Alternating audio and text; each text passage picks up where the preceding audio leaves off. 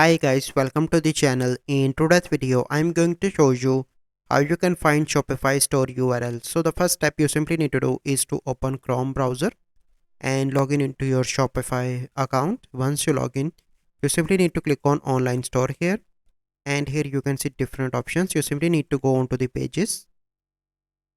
Wait for a few seconds here. And now you can see that my contact page. So you simply need to click on view page because I only created this page.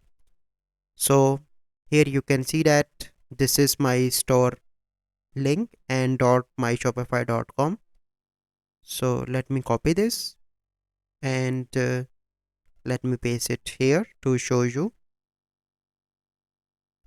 So here you can see that because I do not customize this, but this is my link. So you on the start you have an option. You can change the name here that your store name will be xyz.myshopify.com. So it is up to you what name you want to give to your Shopify store. So this is the process how you can easily find Shopify store URL. So I hope you find this video helpful. If you find this video helpful, must like this video, subscribe to our YouTube channel for future videos. We'll see you in the next video. Thank you.